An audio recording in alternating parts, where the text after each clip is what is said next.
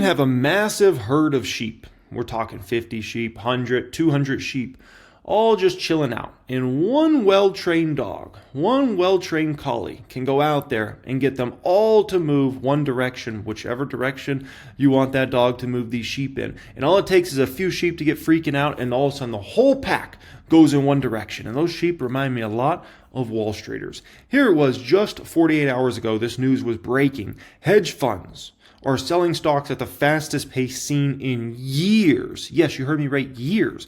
Also this week, we got this news. Put volume hits all-time high. Put option volume hits all-time high. You could be flipping my flapjacks. This was going around last night.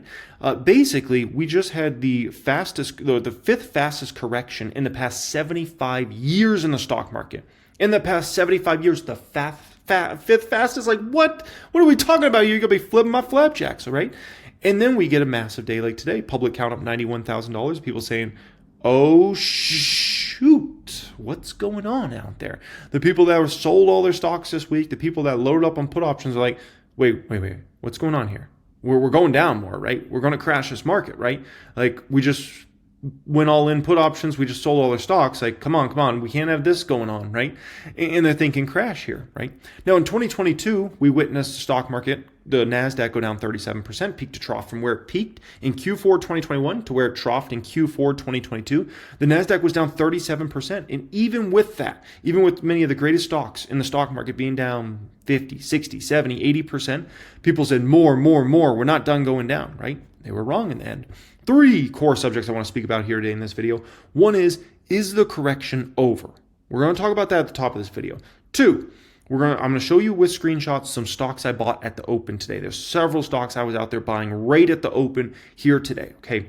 Third thing up, I'm going to react to a video. I never react to videos here on the main channel. I usually save that for my reaction channel. Jeremy Lefebvre Makes Money. I'm sure a lot of you guys watch that channel. But I figured since Tom Lee went on CNBC here today, he had a lot of good data, a lot of good information. I was like, let me share this on the main channel as well since I'm not doing a reaction channel video here today. I was like, I got to talk about that one, okay? I need one thing only from you guys, and it's for you. Smash that like button on this video. Smash it. I appreciate every single person for being here, and I hope you appreciate me taking the time out of my day to do this video for you guys. All I ask in return, hit that thumbs up button. And if you want to be subscribed to the channel, you can certainly subscribe. Additionally, just got this in the mail, new 5-figure club award. Yes, we had to change it up, so we went with this one, 5-figure club. And some people say, why even have a 5-figure club, right? Why not just have the 6 and 7-figure club? Listen, this is a big accomplishment, man. You know, a few people, if you were to say as a percent of the population in the world, how many people have over $10,000 in stocks, you would be shocked. It's a very low percentage. Sadly enough, if you looked at the worldwide population, an extremely small percentage of people even have $10,000 in stocks. It's sad, man, but it's the truth, okay? And so I know we get caught up in all these big numbers and, this person has $5 million in stocks and 50 million and billions or whatever. Just understand, even if you got 10,000, you're a small percentage of the population. You're doing very, very well for yourself. Never mind if you got 6 figures, 7 figures, those sorts of things, okay? Alrighty. Want to start right here. Very important we start right here with the VIX, okay? So, what I'm showing you is the past 5 years for the VIX, okay? VIX is volatility in the market, and usually in time periods when the stock market's crashing, going through a correction, VIX usually spikes up quite severely, okay? This was back Rona, because keep in mind, Rona was 5 years ago now. If we go back 5 years ago, the stock market was in an absolute insane crash at that particular moment, okay? And then basically toward the end of March of 2020, that's when the stock market actually bottomed, okay? Now, additionally, we watched the VIX spike up quite severely in 2022, certainly not to 2020 levels. That was a whole different ballgame, but in 2022, the VIX spiked as well, right?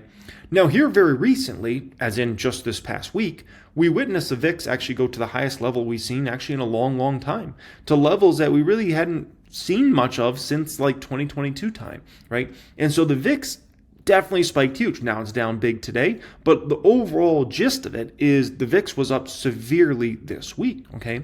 Now, the thing you got to understand is when you have a high VIX, that means people are paying through the roof for put options, essentially. And the sellers of put options are able to make huge premiums when we got a high VIX. I mean, huge premiums. And so now these individuals that have been buying put options this week, they paid sky high prices for them, okay? I'm talking like Sky high prices like people that were buying Rolexes in 2022 type prices, okay? That's what I'm talking about. People that are buying Rolexes in 2021, okay? Like top prices that people had never seen. Like that's what we're talking about here recently, right? And so the sellers have been able to make massive premiums on selling these put options, which then they can do whatever they want with that money, right? Including they can go buy more stocks for it as well, right? No, keep in mind, the VIX was dead in December and January, which means if you wanted to buy put options, right, in December and January that were 3 months out, 6 months out, a year out, whatever, you could do so for extremely cheap prices because the VIX was so low. But when the VIX is high, you have to pay these sky high prices for put options. Now, the people that were loading up on put options this week, which there's a lot of them, right? I showed you the data talking about the highest put volumes we've ever seen. You got to understand, those people that were loading up on put options the past few days, many of them are already down 20 to 50% on their put options. Some are down way more than that, and I'm going to show you some real life examples here right now so everybody can understand, like, whoa, this is how bad it can get so quickly when you way overpay for an asset. Guess what, right? People that were way overpaying for certain stocks back at the end of 2024, the very beginning of this year, those folks have paid the price because they bought at some crazy PE ratios, right? Now, additionally, people are going to learn another very hard lesson here, where you can't just pay any price for put options. You think, oh, the market's tanking right now so I can make easy money on put options? Okay, good luck. Now people are learning a very expensive lesson. They went and loaded up on put options. Now they're looking at their portfolios and they're like, oh my gosh, I'm down 20% on these puts, I'm down 40% on these puts, I'm down 60% on these puts. These puts just expired worthless that are expired today. These ones are down 70%, right? And then you got time decay there. So it's like, is that money coming back? No, the money's not coming back because you have time decay. When an option expires, that's it. That's it. It's over. It's over. It's not like holding a long position and you go down 20% on a stock and it's like, oh, that's okay. I'll come back over the next few months or over the next year or something like that. No. When your puts expire, they're done. It's over. The game's over, right? So let me show you a good example of a stock that a lot of people would have been buying put options on this week, okay? Meta put options. Now, keep in mind, these are the ones that are expiring next week, okay? Look at how much those went down today. Meta stock wasn't even up that much. Like Meta stock had a decent day. I think it was up like 2 or 3%. And look at how much the put option volumes fell. And not just volumes, but the price. Look at this. The 560 strikes were down 74%. The 565s were down 74%. The 570s were down 70% today. Why? Well, the stock was up a little bit and the VIX was down severely. And so the premiums, all of a sudden people say, you know what? Maybe I'm not willing to buy those put options now. Look at even these ones around where Meta's trading at right now. The 605s were down 54% today. 54%. You can't just pay anything for a put option and think you're going to make money. No, okay? When the VIX is spiking like that, it's a very dangerous game to be buying put options. You're playing a game of hot potato. And this, folks, is when panic sets in. When people are suddenly looking and they're like, crap, my puts on stock ABC over here down 30%, 40%, 50%, 60%, 70%. Oh my gosh, right? Look at 2 weeks from now put options. Look at this. These babies are all down between, let's call it 30% and 50% here today. Imagine if the market's up on Monday. This is when panic sets in for folks. And it's a different sort of panic, right? 1 minute they're panicking over, oh, I got to sell a lot of stocks left and right because the market's going down. The next minute they're panicking because they're like, crap, I just loaded up on put options and now I'm down 40, 50, 60, 70% on my put options. And they're expiring very shortly here. So this is why they're like, please crash market because I need this, right? Look at Palantir puts that are expiring next week. Look at these today. 75% down, 69% down, 60% down, 56% down, 47% down. Even these ones like these 93s down 44% today. What if the market's up next week? They're all expiring worthless. And people just paid sky high prices for these things. So this would be the equivalent of like you bought a Rolex at the most crazy prices in 2021 or 2022, right? And then you go to sell that Rolex and you know what happens? Somebody says, okay, you paid, $35,000 for that Rolex that never traded at that price. I'll give you nothing for it. I'll give you $5,000 for that Rolex, okay? And you're like, what? What's going on here? Look at these Palantir put options that expire a month from now. So we got time here to play out. So you would think these ones shouldn't be down that much. Oh, you're mistaken. Look at this.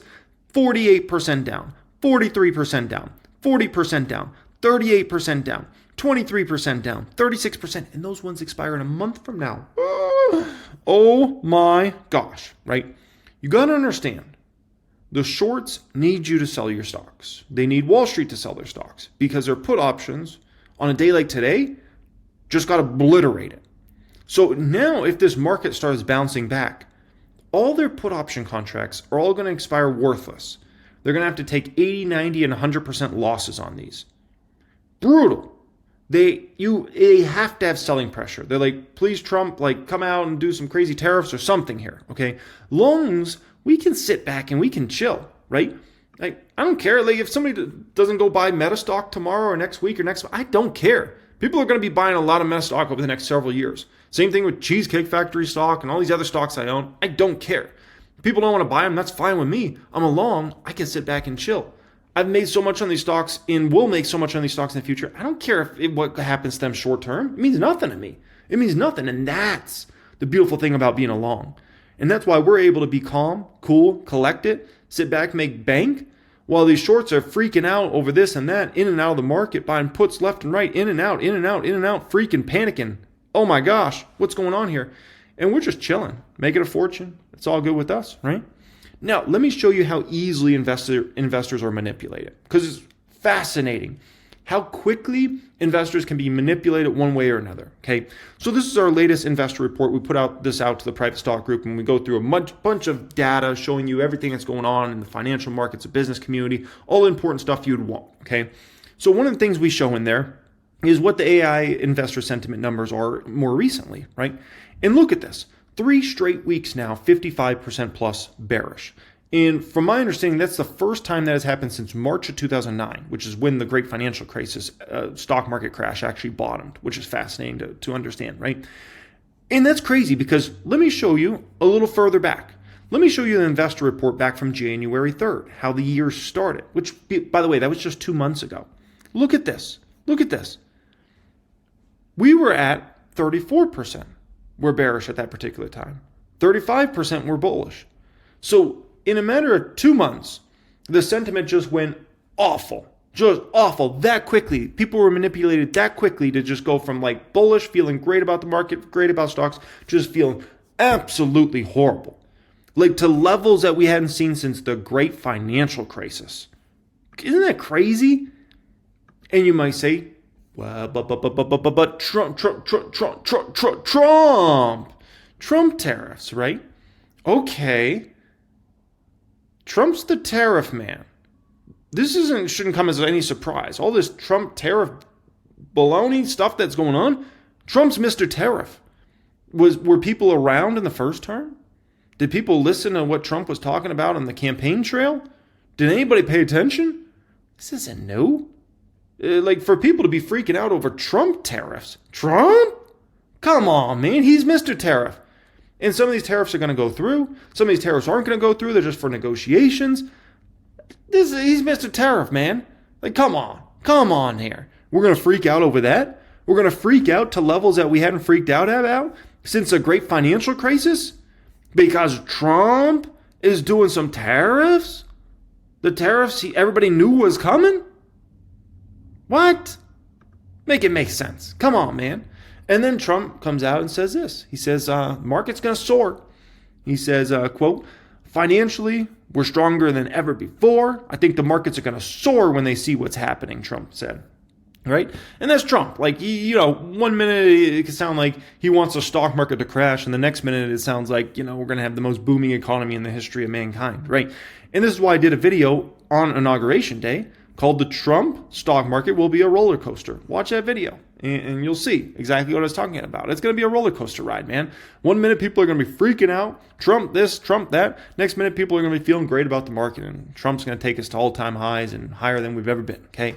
Now, next subject up here. Is a correction over, right? First off, I hope not. I hope the correction's not over. I don't want the correction to over. I mean, here's the way I'll put it to you like this, right? So let's say I love my Pepsi Zero, okay? They used to call it Pepsi Max, but I guess they call it Pepsi Zero now. So the food store, Smith's down the street, right? Owned by Kroger. Let's say they're having a deal, $3 for a 12-pack. And I'm like, sweet, baby. I love my Pepsi Zero Sugar. But you know what? Then I say, you know what, though? I want to pay more money for it. I want to pay $6 for it, so I'm not going to buy it. Would that make any sense? No, of course not. Would it also make any sense for me to be like, please, Smiths, raise the price to $6 for that 12-pack because I don't really want to pay $3? No, of course not. The same exact mentality when it comes to stocks. I don't want my stocks to be up short term. I'm not a stock market trader. I'm a long-term investor. I'm in these companies for the next several years. When I buy into a company, I'm thinking 3, 5, 7 years out. I'm not thinking 3, 5, 7 days from now. I could care less what happens over the next 3, 5, 7 days. It means nothing to me, or the next 3, 5, 7 weeks, or honestly the next 3, 5, 7 months. All that matters is the next several years to me when I buy a stock. So that mentality is like, I hope the correction is not over, right? But is a correction over? Well, first you got to understand why we're not likely to have a crash. All things are possible. We could always have a crash, whole market crashes, all those sorts of things, right? But why not a crash? Well, you got to understand, in order to get a stock market crash, you can't just have one thing, okay? So what got us to this correction? Valuations were sky high, and Trump, tariffs, and Doge, right? All the Doge worries, tariff worries, drama, people are uncertain, what's going to happen, what are the prices am I going to pay, what's going on with the countries, everybody's fighting, okay. That got us this correction. That's not going to get you the next correction or to get this market to crash. Now you need a new catalyst, a new big event to happen to get the market down to the next level. And then to get it down to the next level, you need another one. And then another one. So if I take you back to like 2022, for instance, right? We were able to get that crash in the market where the NASDAQ went down 37% peak to trough from where it peaked at in Q4 2021 to where it bottomed at in Q4 2022. We were able to get that because we had a multitude of events happen. It wasn't just, inflation's high, so that's why the stock market crashed that year. No. We had very high valuations to begin with. Then we had a Federal Reserve that it became very obvious at the end of 2021 into the beginning of 2022 that, the Fed's going to have to start raising rates. And that was an adjustment period for the market. Crap, we're going to go through a hike cycle. You got to reprice assets. Then Russia went into Ukraine. Everybody's like, oh, crap. What does this mean for Europe now? What does this mean for inflation numbers? This is a mess. What's going to happen? Then over the spring and into the summer, we had what? Inflation goes sky high to numbers that people couldn't imagine. We had hot CPI after hot CPI after hot CPI. And at the peak, it was 9% plus CPI. People were like, what is going on? That was the next level of panic. And where was the last level of panic? Well, also we could say Jackson Hole was somewhere in there as well, which was when Jerome Powell basically said, we need to go even higher here. But then the next level of panic, which was the very end last panic, was around crap. All these big tech companies are missing earnings left and right. They're not going to hit their numbers, right? And that basically happened because from the second half of 2020 through the second half of 2021, big tech company earnings were booming. We had stimulus. We had people forced to be home. Amazon's numbers, Meta's numbers, all these companies' numbers were booming at that particular time. It was phenomenal. And everything was great, right? And then they had to comp those numbers in the second half of 2022. And it wasn't pretty. Revenues were among the weakest we had ever seen from those big tech companies. It was bad times. And those companies had also got way overhired, so the earnings per share tanked off a cliff. And that was the last hurrah for that crash, okay? If I took you through the great financial crisis, same exact thing. It wasn't just like, we had a big recession, that's why the stock market went down 50%. No. It was event after event after event after event. There was just nothing but negative things that happened consistently for like a 2-year span. And that's why we got a 50% stock market crash. And there was honestly nothing positive about the whole situation, okay? Now, here's the thing, okay? We actually have some things to be positive about that could be going in the right direction here. That if you're thinking about a big rally in the market coming over the spring and the summer, we got some things here, okay? One is Russia-Ukraine. This could honestly wrap up in the short term. Like, don't be surprised if that gets wrapped up, that whole situation, sooner rather than later. 2, inflation's dead now, right? And everyone's going to finally realize that over the next few months. Like, oh, inflation's actually dead. The market still doesn't come to the conclusion that inflation's dead. It will come to the conclusion once and for all that it's dead, okay? 3, Fed cut cycle. We're in a Fed cut cycle, right? The Fed's been in kind of a pause, but at the end of the day, we're still in a cut cycle, right? Is the Fed likely to go up on rates or down on rates? Down. And we're likely going to see several rate cuts this year, okay? So Fed's in a cut cycle right now, which is helpful to the markets. 4, Trump can pump whenever he wants, okay? Whenever Trump wants to come out and pump, he can do that, okay? And number 5, real wages. Real wages could end up be in a pretty good place because we're actually still seeing some decent wage growth out there with inflation that's dying, right? Now, also keep in mind, Trump had very nice real wage growth. So what I'm showing you is a chart of real wage growth, kind of during the Trump presidency, right? But I want you to really focus on this green line I have here because this is the time Trump came into office, right? Through essentially before Rona, right? The whole Rona situation, don't pay attention to that because that was a mess. You know, we had stimulus and we had then, massive deflation of commodities. So that last kind of year of his presidency, don't pay attention to that. The first 3 years is what matters there, okay? And what we saw is very nice wage growth over that particular time, right? And, that led a lot of people to that kind of like that wealth effect that is very, very positive because at the end of the day, if your real wages are going up, you feel good. You feel like I can go on vacation. I can go to the restaurant. And that was definitely kind of that Trump economy, that first 3 years, there was a lot of that feeling. The initial, we had a little bit of downward move there, but the overall gist of it was real wages went up and up and up during kind of that first 3 years, right? Now, if you want to know why Biden lost the election, the main reason, honestly, at the end of the day was if you look at the Biden presidency here, real wages did not do well. They did not do well at all. And so people felt like, what the heck? Like I'm doing worse over this, 4-year span than I was doing back here, right?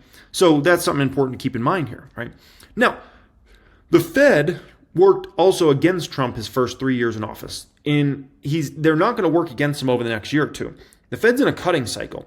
You understand, in the first several years of Trump being in office, they're actually raising interest rates, which makes things harder, right? Now they're in a cutting cycle. So if anything, the Fed's going to more have Trump's back over the next 1 to 2 years, right? What happens in year 3 or year 4 for Trump, I have no clue. But year 1 and year 2, like the Fed's going to have his back and they're going to be in a cutting cycle overall, right? Now, additionally, the Fed has no reason to worry about inflation. Inflation's done, man. Like that's an old story now at this point in time. 2 years from now, 5 years from now, who knows where inflation is? But for the short term, inflation's donezo. And so there's no reason to worry about inflation. You look at the government numbers, you look at what the real world's going on out there, you look at trueflation numbers at 1.5%, inflation's dead. You look at GSG, the commodities index, is dead, right? Obviously, you can say, well, tariffs, maybe that does it, but we'll see what even happens in tariffs. There's a lot of talk about this and this and this number and this number. We'll see. We'll see. But as of right now, the Fed has no reason to worry about inflation, right? Now, the moral of the story is here in regards to this, there's some positive things. There's some, here's a deal in the stock market. In good times, people can't see potential bad things that are coming, right? Go back to December, go back to January, it was just positive, right? In the bad times, people can't see potentially good things, right? If you go back to late 2022, people couldn't see how anything could be positive and how the stock market ever be positive or things like that. Go back 5 years ago today, March, whatever today is, March, 14th of 2020. You think anybody was thinking positive, anything was going to happen? No, people were thinking the stock market was going to be down for years. And it actually bottomed like a week or two later, right? Go back to the great financial crisis, right? I took you back to that March timeframe when we had such bearish after bearish after bearish AI and investor sentiment numbers. And man, was that wrong. And so every single time period, when you go through a correction or a crash, people can't see the positive things. They can only see how it gets worse. They can only see the negative things. You got to open up your eyes because there are things to be positive about. Moral of that story, right? And so at the end of the day, here's the thing I'll say.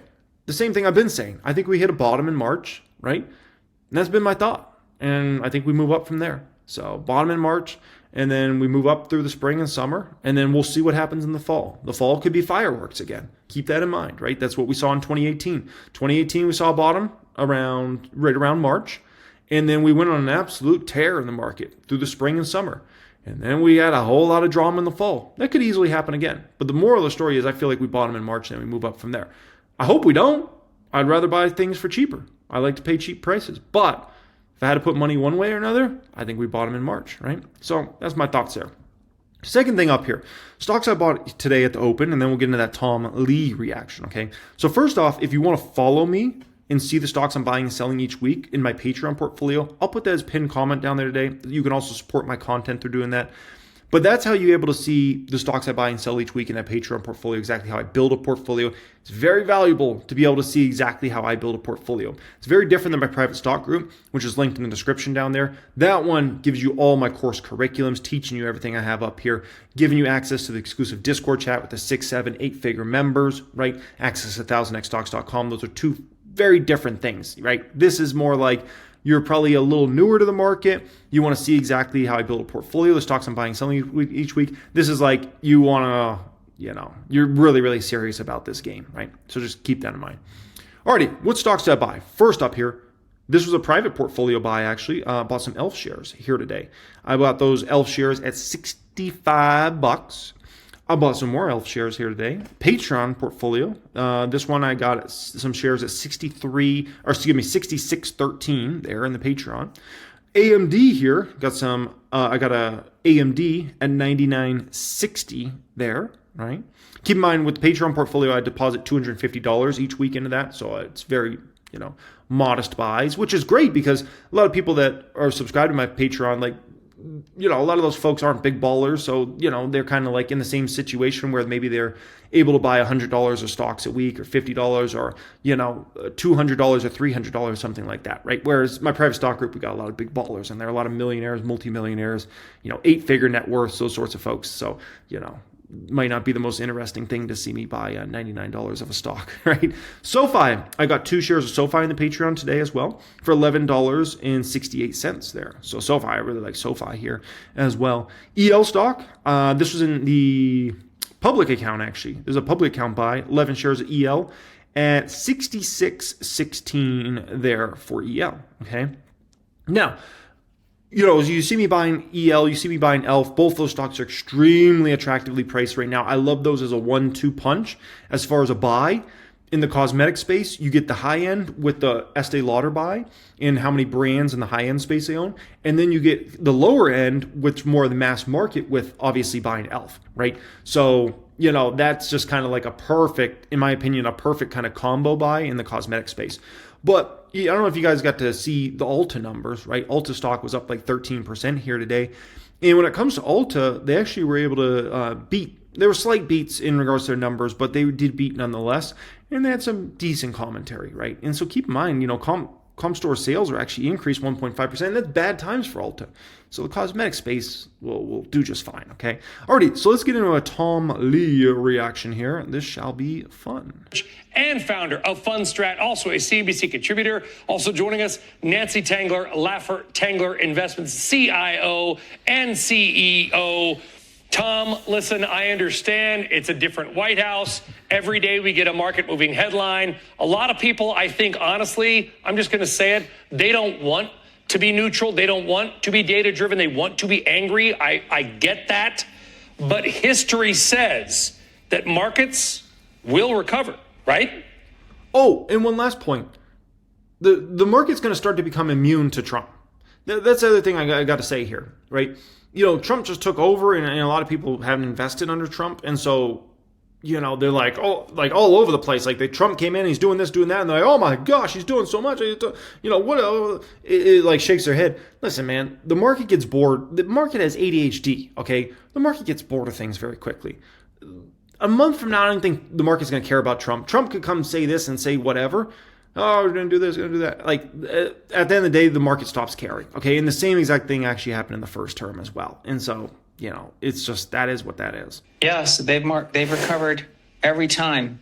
One thing we have to keep in mind is when markets fall this quickly from a 52-week high, I mean, just remember, less than a month ago, we were at all-time highs. That is a market pricing in a crisis. I'd say we're almost 50% pricing in a recession And we're assuming there's no Fed put. Now, the Fed is in a position to cut rates. That really should mitigate the downside. And hold on. Let's read through what Tom Lee has here, because sometimes they don't mention what they say here. So stocks have overreacted to the downside. Fair. In the 6 precedent swift sell-offs, stocks rebounded 9% in 3 months. Interesting. Expect markets to find their footing before April 2nd. Yeah, people keep talking about this April 2nd. It's going to be so scary. Every time everybody's talking about this thing is so scary, it never ends up actually being scary. So keep that in mind. I do think 2 other things that investors have to keep in mind, because many people just want to get out until April 2nd, is number one, I do think there's a very high probability that a tariff solution happens before the next 3 weeks happens. And it's simple to see because China, Europe, Canada, Mexico, since April 18th, all of those countries have outperformed the U.S. Consumer sentiment hits lowest levels since November 2022. And keep in mind, those consumer sentiment numbers back in 2022 were among the lowest we've ever seen in history. So it can't get much worse, right? And that's why I tell you guys, like, there starts to become like some green shoots out there. Like, can consumer sentiment get much worse than this? Not really. Can't get much worse than this, but it could get a lot better over the next few months. I don't think that markets are that blind to say if Canada and Mexico are about to have a recession, they should outperform the U.S. And I think the second thing people should keep in mind is that when you have a global crisis brewing, and we highlighted like the 1962 Cuban Missile Crisis, that was a 12-day crisis, but the markets bottomed 7 days into the crisis. 5 days before that crisis ended, the market was already recovered 2/3 of the losses. And that was only, Nancy, nuclear holocaust. I mean, that literally was, we're going to break the world in half with ICBMs.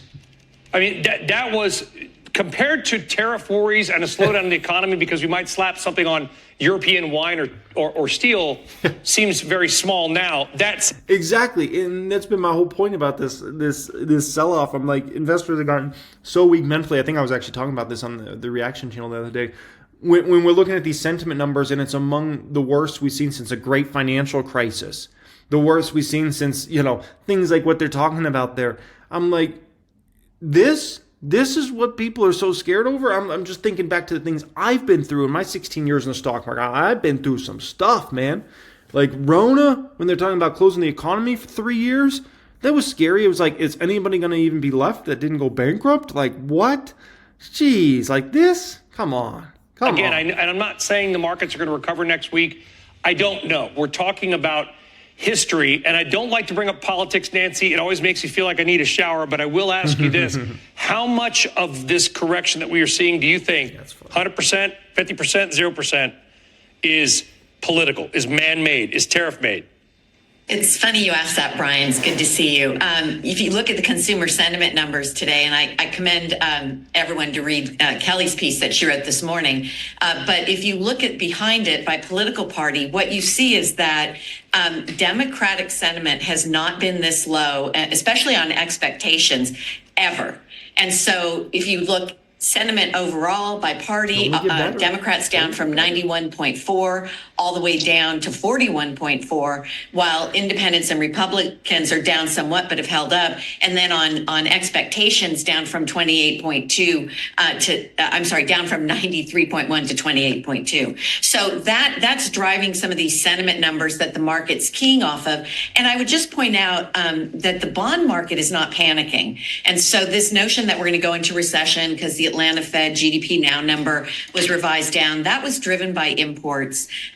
They were up 70% in January as purchasing managers trying to get in front of tariffs. So I think just like in 2022, this will all settle in. We are seeing decelerating growth, but that's good for many of the names that have been punished, the reliable earnings growers in technology and consumer discretionary and some financials even. So I think we will continue. This is a correction. We needed one. We get one every 12 months. And so now the question is, have we hit the bottom? Do we have a little more to go? But I don't think we're in a bear market. Nancy, that's exactly what Jay Woods was saying in response to what I heard. He said, yeah, it's so bad, you're right, but it's so bad that some of the markets might take it as a sign of capitulation. How much worse can sentiment get from here? And if so, does that kind of, or other technician looking for a rebound, maybe it's for the near term, maybe not, but do you think it's so bad that it can't get worse from here?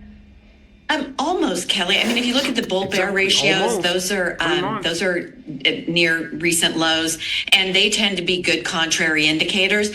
I would also just say that these, you tied the consumer sentiment back to June of 2022. Mm-hmm. I mean, that wasn't a horrible time to be buying stocks. That's his Obviously, point. we bought Exactly. Yeah. In October. So I think this is one of those times when you are disciplined and you add to the names high quality, good management teams, and you just keep adding until we get through this. Yeah, Tom, it's weird. I posted something yesterday about losses and whatever on Twitter, kind of a tongue-in-cheek response to a non-business. And that's the thing a lot of people don't realize, right? Let's say ELF. People would be like, oh, it's risky. Buy a 66 today. What if it goes down to 56 next month or month after or whatever, right? You know what's a lot riskier? Not buying ELF at 66, and then ELF goes to 266 over the next few years. That's a lot riskier than buying ELF at 66 and it goes down to 56. If it goes down to 56, sweet, I'll buy more shares. And I'll hold. But you know what? I can't accept not buying ELF at 66 and then I see it at 266 in a few years from now and I'm thinking, oh, remember when I was so scared it was going to go to 56? AMD, I buy it at 99. Somebody says, oh, it's going down to 85. Sweet. Go AMD, go down to 85. You think I care? I don't care. You know what I do care about? I do care that AMD is probably going to be $399 in a few years. So I'd much rather buy it at 99 and it goes down to 85 and I say, darn, I should have waited a few more days or a few more weeks to buy it. I'd much rather be in that situation and it goes to where I think it's going over the next few years. This short-term crap, man, means nothing. Nothing. There's so much risk in seeing assets at great prices and not buying those assets. That's where the real risk is. Not in, well, it might go down a little bit more short-term. No, give me a break. I heard on like a non-business network about retirees, quote, being wiped out. Thought it was a stupid comment, so I basically said that. It's probably a stupid tweet. I got beaten like your rented mule's rented mule. Fair enough. The point I was trying to make is that it is a scary time. And when things go down, there are negative repercussions. But at the same time, we have learned that a lot of our friends and family and viewers often will sell at the wrong time and buy at the wrrong time. Yeah. How do we prevent those kinds of mistakes that we end up looking back on and going, why did I do that? Yes. Well, there's maybe two things I want the viewers to understand. The first is that this is a waterfall stock market decline. A correction in a month down 10% from a 52-week high. It's unusual. When we look back at waterfall corrections, and it's a piece we did 3 years ago, the market tends to make a symmetric rebound. That means we could be back at all-time highs in 6 weeks. So for anyone who thinks that they've lost 10% and it'll take them forever to make that back, if they are patient, they might make that back in 6 weeks. The second thing is... Exactly. That's where the real risk is. The real risk is not buying stocks, and then we're back at all-time highs in 6 weeks or 8 weeks or 10 weeks or whatever, right? Or 4 weeks. And then people are looking back like, why weren't we buying when the NASDAQ was down like 15% and then the NASDAQ's right back to all-time highs? That's where the real risk comes in. If the market goes down more short-term, sweet. I'll buy more shares. I buy every week, right? You got more income than expenses. You should be buying stocks every month or at least every 2 weeks, 3 weeks, something like that, right? The real risk is in not taking advantage of corrections and crashes. That's the only thing we know 100% throughout time. If you do not buy stocks during corrections and crashes, you are making the biggest mistake. And that's what we know consistently throughout time. Fascinating. That we call the rule of 10 best days. The 10 best days in any calendar year make up the bulk of gains. In 2024, for instance, we were up 24%. Excluding the 10 best days of that year, we were only up 4%. So anybody who's trying to go to cash because they're going to wait till April 2nd may miss out on, 15% of the price recovery. And so I think people really need to be patient and just not trade or out-trade themselves. Tom, does it mean that the old stuff is new again? So a couple different questions about this. Number one, do the stocks that led us higher last time lead us higher again, or do they need to put in timeout because of valuations or other things? Number two, what about the fact that we've kind of been churning around now for 6 or some would say 9 months in the market with not much to show for it? And number three, what about valuations? Again, for those who say we needed to get down to 20 times for the S&P, that's healthier in the long run. Yes. Well, I think the leadership through January probably is the leadership that takes us from the bottom. So it's probably less Mag 7, but it is more the mid caps and the banks and the industrials and the small caps. To your point about the markets really having gone nowhere for almost a year, I think that's going to have a bullish resolution because markets have gotten so cautious. They've unwound all the inflation progress, all of the possibilities of deregulation. And what we've done is priced in the negative consequences of a tariff war or Doge. So I think the market is in a position to be really surprised. And that's why I think it's still possible that the markets will be up, 15, 16% for the full year. I don't think people should write off the rest of the year. And then as valuations go, I think as long as the 10-year is declining, and that is the administration's goal, and people believe it's going to sustain at low levels, that's going to reprice equity. So I don't think multiples should be compressing. And you talk about, Nancy, the Fed put this idea that the Fed may sort of have our collective backs. We know the guy in the White House is a real estate developer. He would like money to be free. Maybe he'd like negative interest rates. Who knows? We don't have that. The bond market, to your earlier point, it is not freaked out. And what's really weird is that a lot of companies that are in the direct line of tariffs, they've moved down a little bit, but the names that have got crushed are names like Interactive Brokers and whatever that don't have anything to do with tariffs. How do you read it all? Yeah, well, I think Tom made a really good point, which is the tariffs are probably going to hurt foreign markets more than they are the U.S., and yet they are outperforming us.